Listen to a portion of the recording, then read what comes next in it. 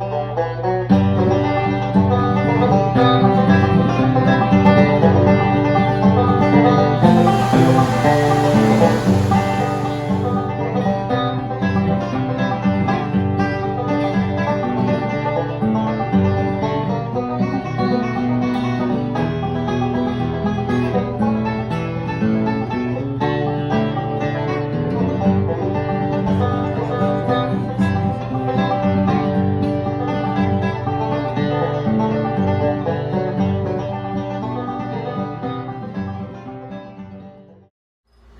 I'm Granny, and welcome.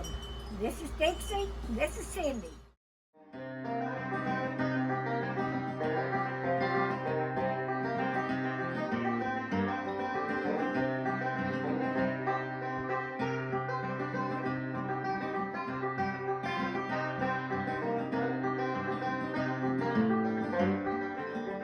Welcome to Granny Women, and let's get quilting.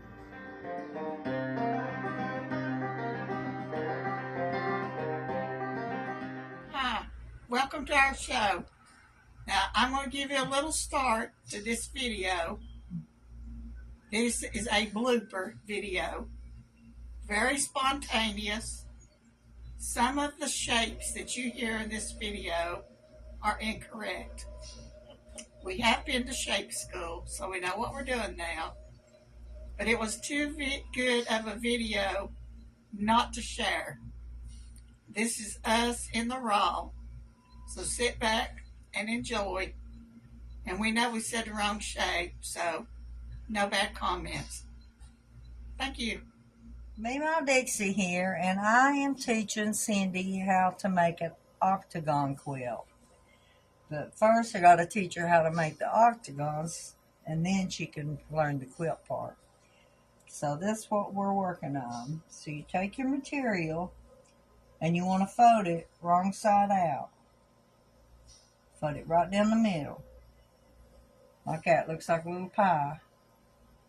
And then you take and you fold it again. Well, I guess that would look kind of like a, make sure you got your ends even. And then you take your needle, and on the very end, you want to run it all the way through. This finds your center point of your octagon. This is what I'm doing right now. I pulled it all the way through. So that's your center point. Now you want to open it up.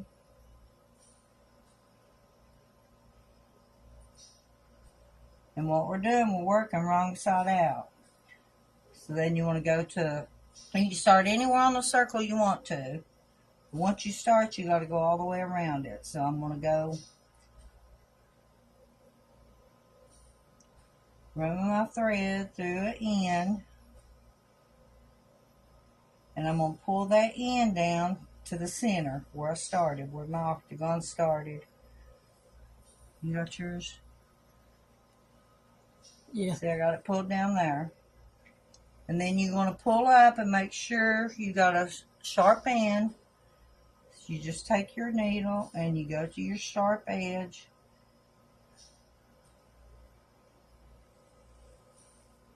And you pull it down. And you're going to pull it down to where your center is. And that makes you a sharp end right here.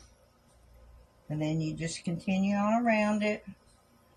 Find your sharp edge where it's pointed. Ow.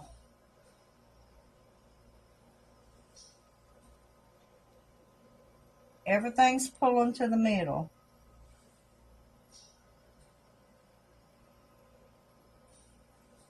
So I don't know if you can see what I'm doing or not. But anyway, how you doing on yours? Coming right along.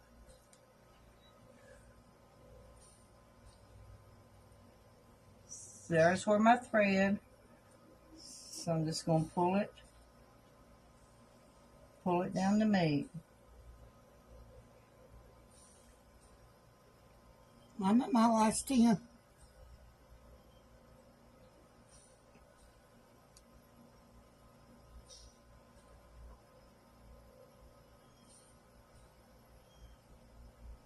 Okay, I'm on my end, and sometimes you're going to get off a little bit crooked, so you're going to have to work with your material to make sure you end up with a sharp point. Because if you don't, your octagon's going to look a little bit crooked.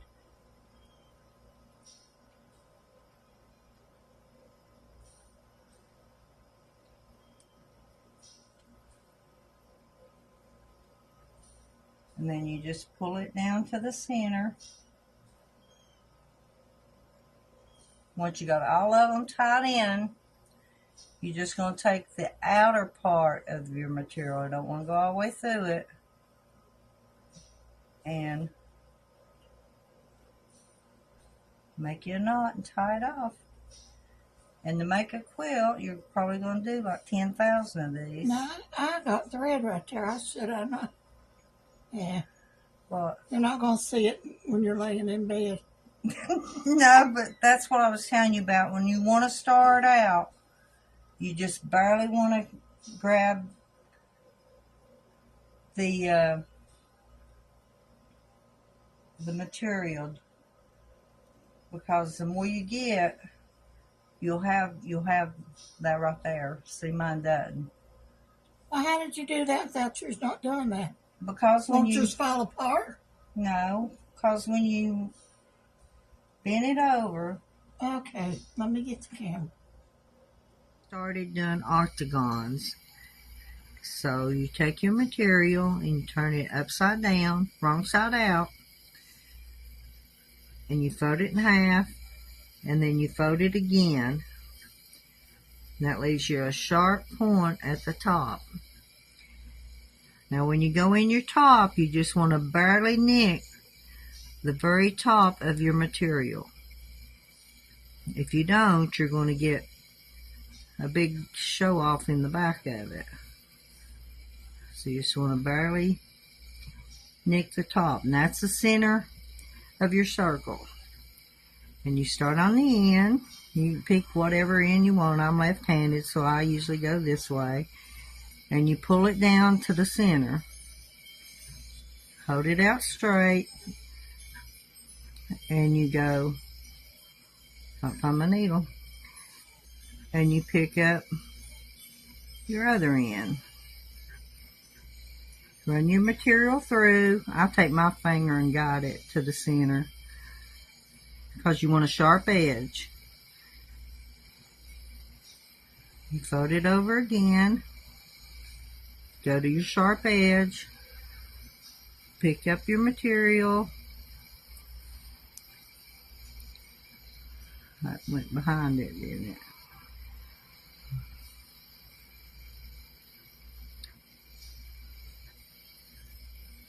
And then you pull it to your center. You always want to make sure you got your sharp edges here. Go to the end, pick it up again.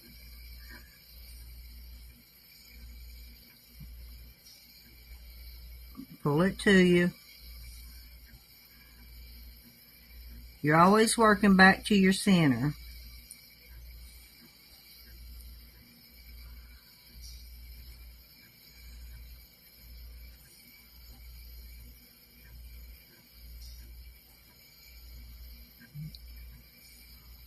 Now on the end, sometimes you got to play with it a little bit, because you want to get a sharp corner up here, so you'll have a straight, sharp end.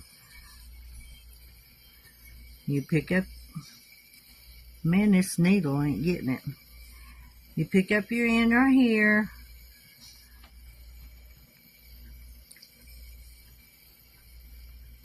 And you pull it down to your center.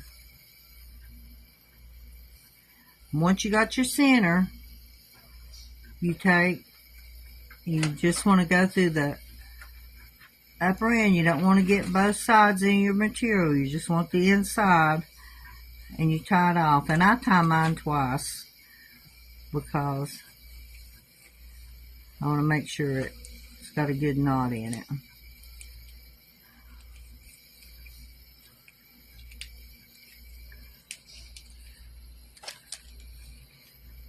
And that's your octagon. You can turn it over. You can see, now you can work these whenever you go to put them together. You'll want to kind of match your next octagon to be that size and then continue going. But there's your octagon. Easy peasy.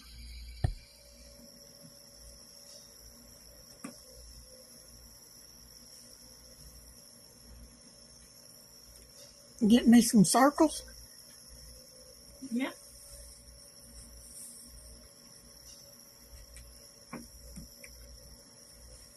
If you want a paycheck, you gotta work for it.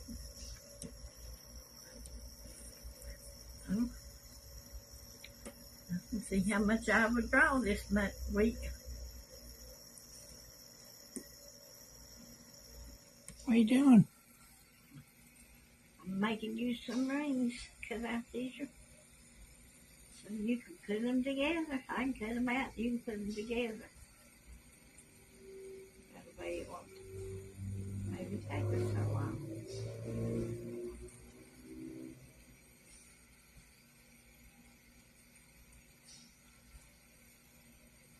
Dixie gave us these scraps she had left over. She got us a 3 or 4 circles. Now you do know this project's going to take a long time. Well, I do know it's cold outside, so I ain't got nothing else to do. So I can just sit in here and cut them.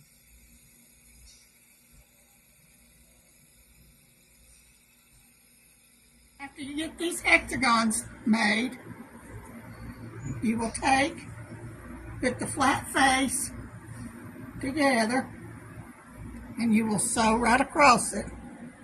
And then you'll open it up. Your stitches are going to be behind. Then you'll match another one, sew across it, and open it up. And this thing is 30 of these wide. Or 30, Dixie done hers 32. And then after you get your bunch made, you start sewing them together. And this is going to make your fingers so sore.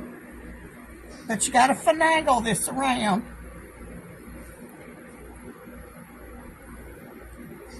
And I always double knot mine on every end, because this is going to last you supposedly the rest of your life. Well, it ain't going to last me. I told my daughter this was her inheritance. And then you just whip stitch it.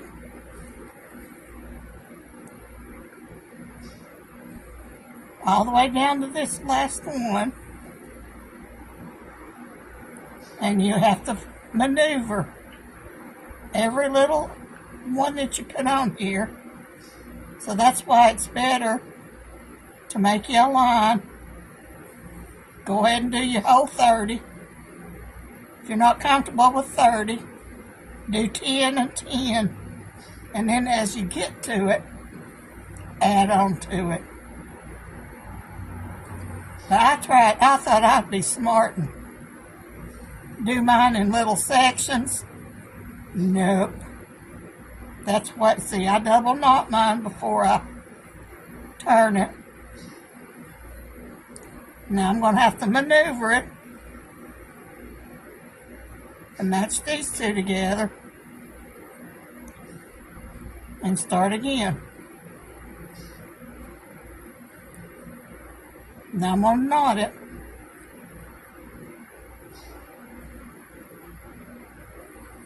Then I'm going to keep a sewing till I get this one sewed on. And then I'll be ready to go back and do another line. This is not going to be a quick, easy project. This is going to be a very time-consuming project. But that's about all I've got to do anyway. Now Dixie's not getting to do as much because she's got the garden and chickens, and every time she's got to cook supper, and Hun needs this and Hun needs that. But I went and bought some material because we took every bit of Dixie's scraps, and it takes a lot to get different colors. So I did go buy some material. So there you got it. So it's just sewing and finagling. And you wouldn't think it would be heavy, but right now it's extremely heavy. But it's going to be beautiful with all the different colors.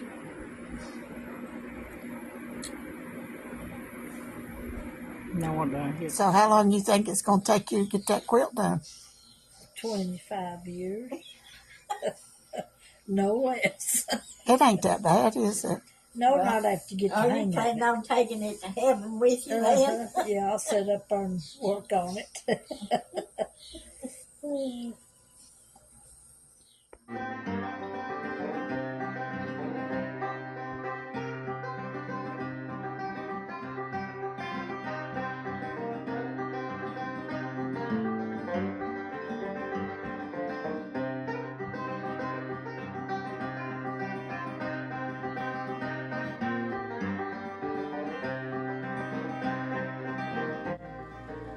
Thanks for watching. And don't forget to like us and subscribe. And hit that bell icon.